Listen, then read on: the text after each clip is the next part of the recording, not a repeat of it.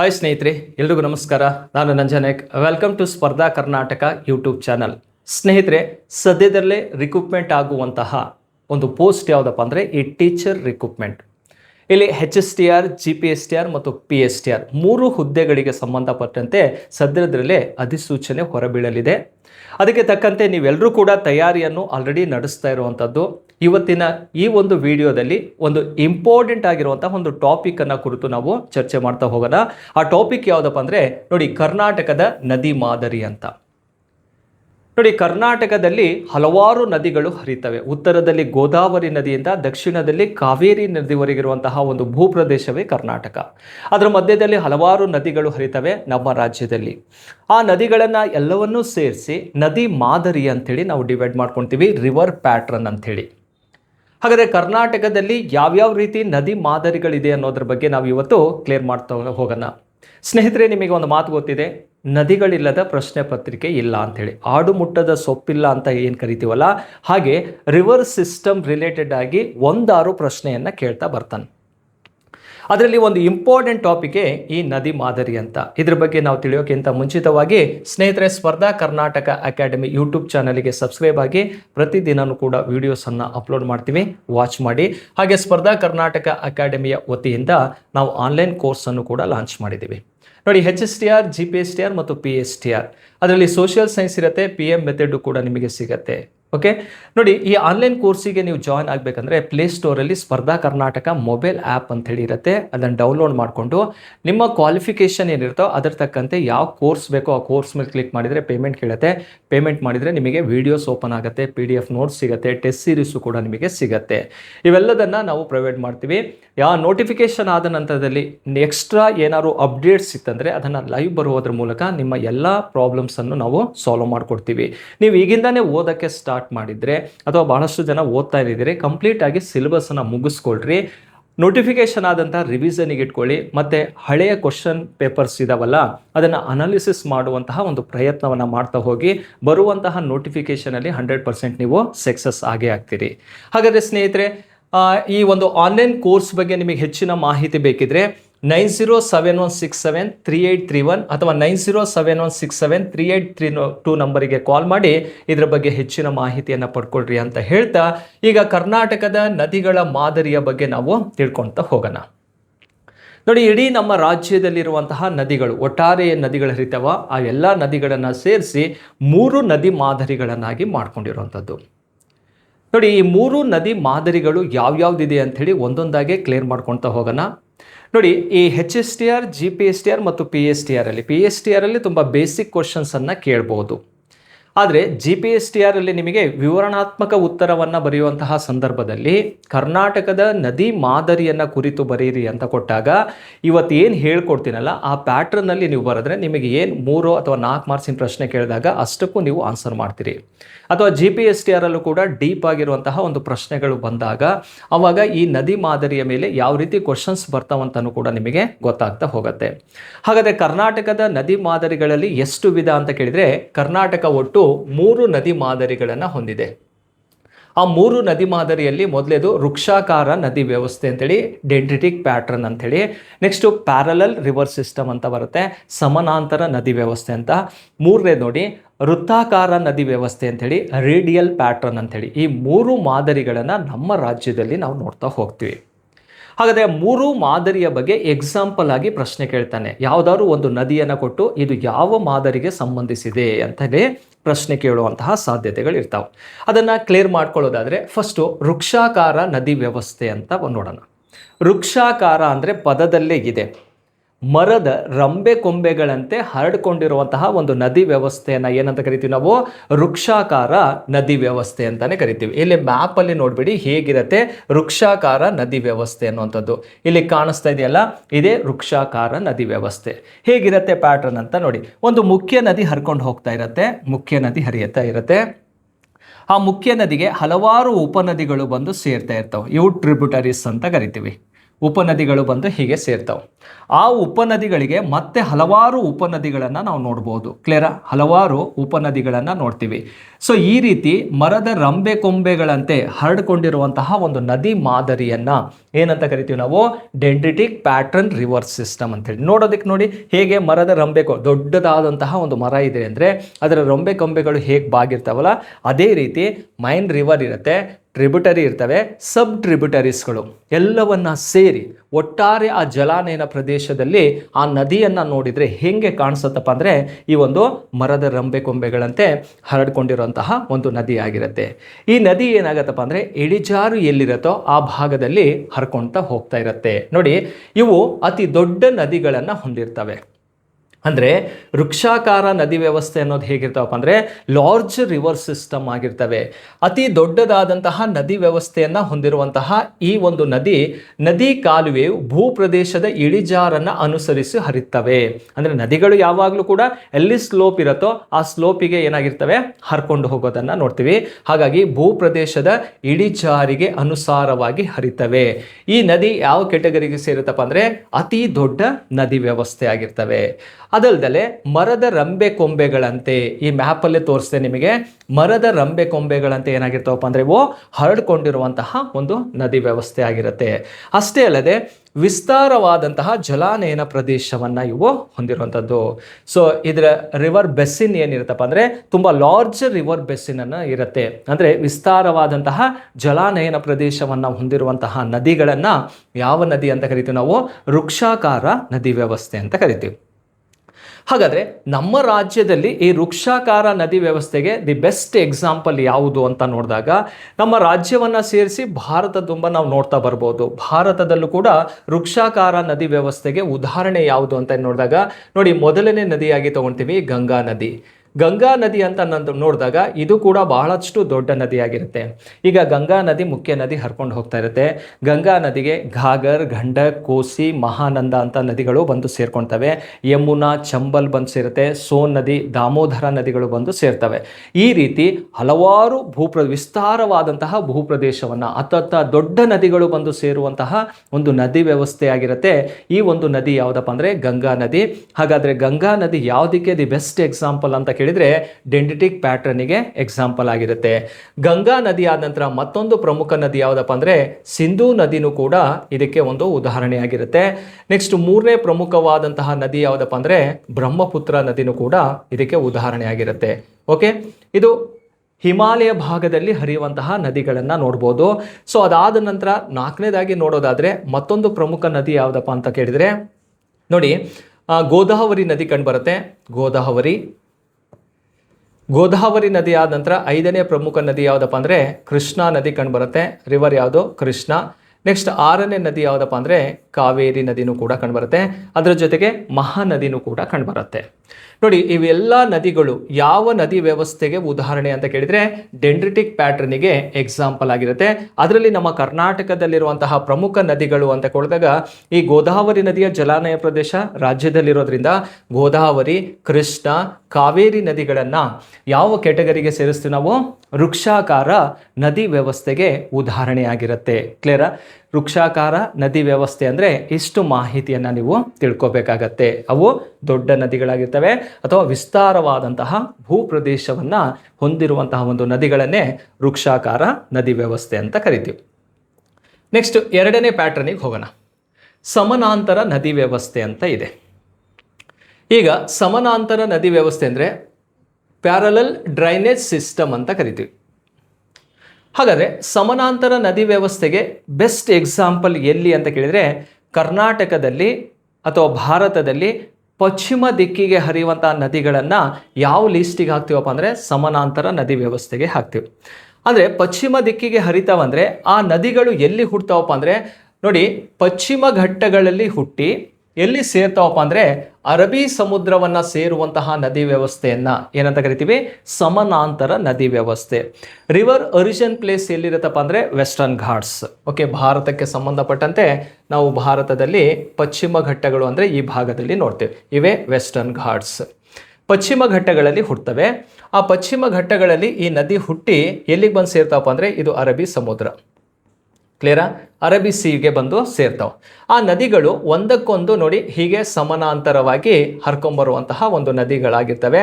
ಹಾಗಾಗಿ ಇದನ್ನು ಸಮಾನಾಂತರ ನದಿ ವ್ಯವಸ್ಥೆ ಅಂತಲೂ ಕೂಡ ಕರಿತೀವಿ. ನೋಡಿ, ಪಶ್ಚಿಮ ಘಟ್ಟಗಳಲ್ಲಿ ಹುಟ್ಟಿ ಅರಬ್ಬಿ ಸಮುದ್ರವನ್ನು ಸೇರುವಂತಹ ನದಿಗಳನ್ನು ನಾವು ಭಾರತ ಅಥವಾ ಕರ್ನಾಟಕದಲ್ಲಿ ಸಮಾನಾಂತರ ನದಿ ವ್ಯವಸ್ಥೆ ಅಂತ ಕರೆಯೋದು.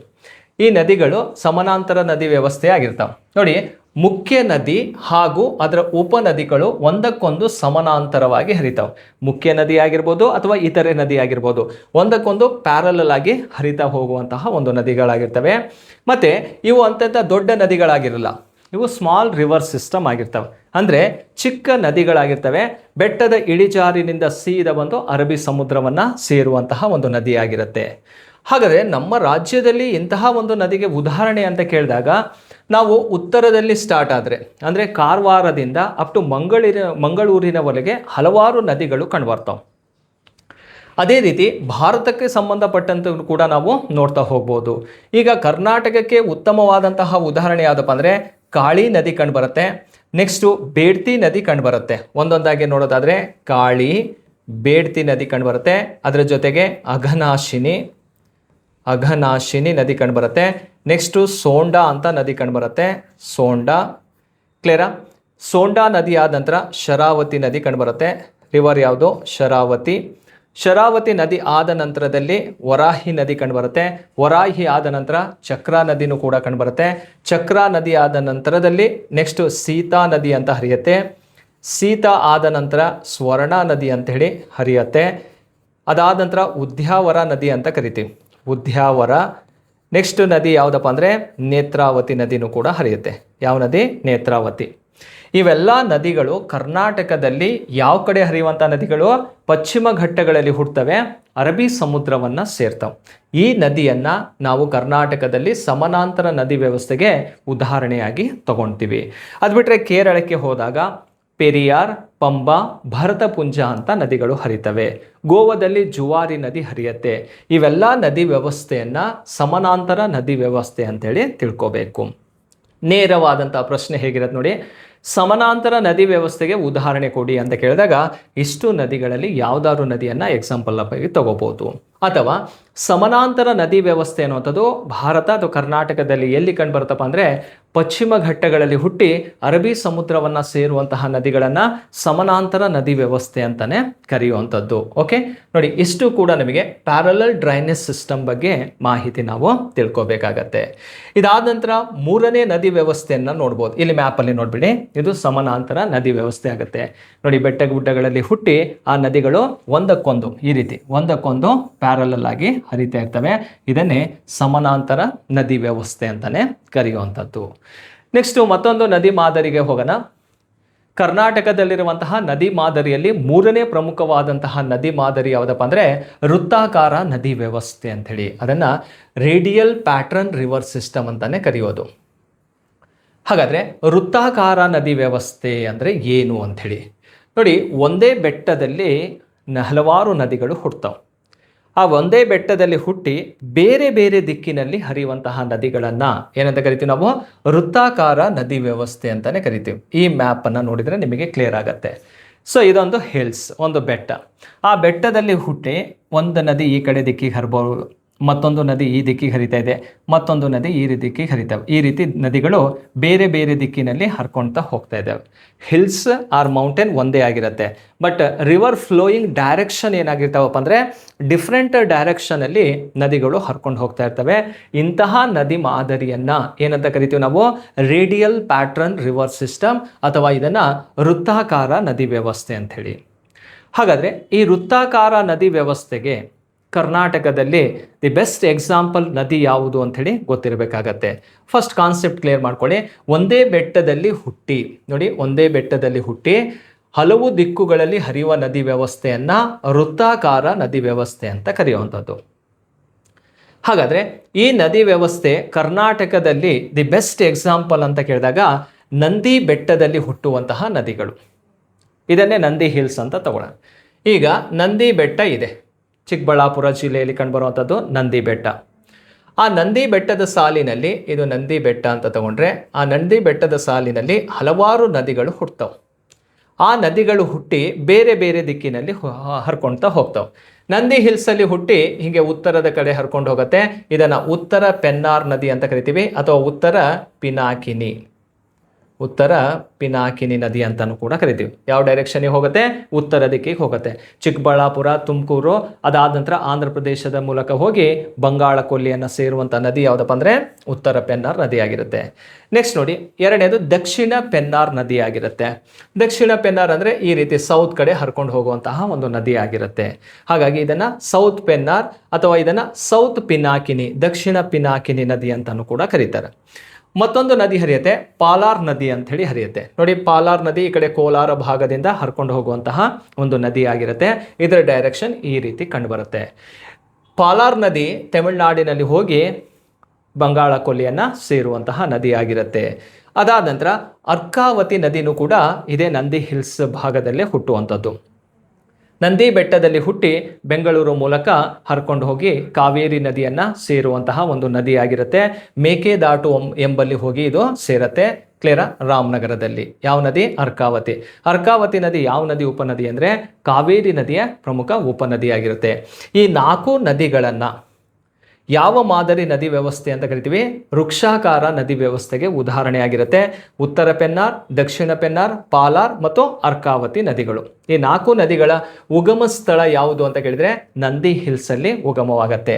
ಈ 3 ನದಿಗಳಿದಾವಲ್ಲ, ಉತ್ತರ ಪೆನ್ನಾರ್, ದಕ್ಷಿಣ ಪೆನ್ನಾರ್ ಮತ್ತು ಪಾಲಾರ್ ನದಿಗಳಿದಾವಲ್ಲ, ಇದನ್ನು ನಂದಿ ದುರ್ಗಾ ರಿವರ್ ಸಿಸ್ಟಮ್ ಅಲ್ಲಿ ನೋಡುವಂತಹ ನದಿಗಳಾಗಿರ್ತವೆ. ಕರ್ನಾಟಕದಲ್ಲಿ ನಂದಿ ದುರ್ಗಾ ನದಿ ವ್ಯವಸ್ಥೆಯಲ್ಲಿ ಕಂಡು ಬರುವಂತಹ ಪ್ರಮುಖ ನದಿಗಳು ಯಾವುದು ಅಂತ ಕೇಳಿದರೆ ಉತ್ತರ ಪೆನ್ನಾರ್, ದಕ್ಷಿಣ ಪೆನ್ನಾರ್, ಪಾಲಾರನ್ನು ಆನ್ಸರ್ ಮಾಡಬೇಕು. ಕ್ಲಿಯರಾ?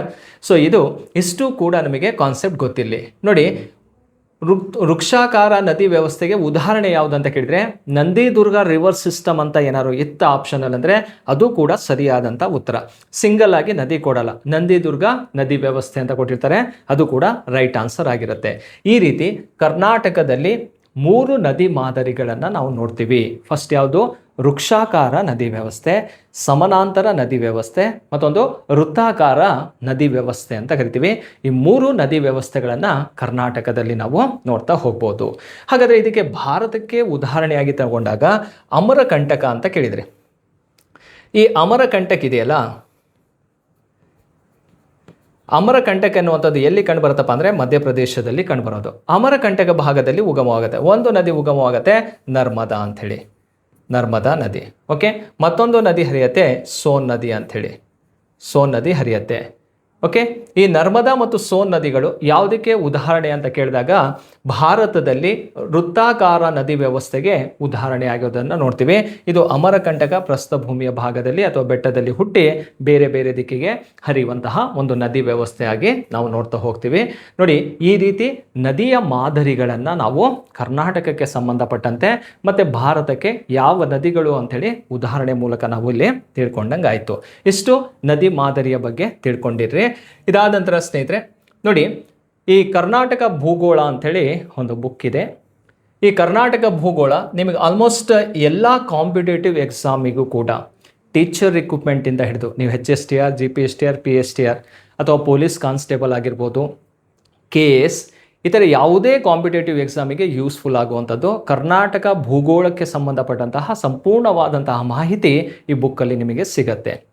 ನೋಡಿ, ಇದನ್ನು 4 ಭಾಗಗಳನ್ನಾಗಿ ವಿಭಾಗ ಮಾಡಿ ಬರೆದಿರುವಂಥದ್ದು. 4 ಭಾಗಗಳು ಯಾವುದಪ್ಪ ಅಂದರೆ, ಒಂದು ಕರ್ನಾಟಕ ಭೂಗೋಳ ಪರಿಚಯ ಅಂತ ಇದೆ.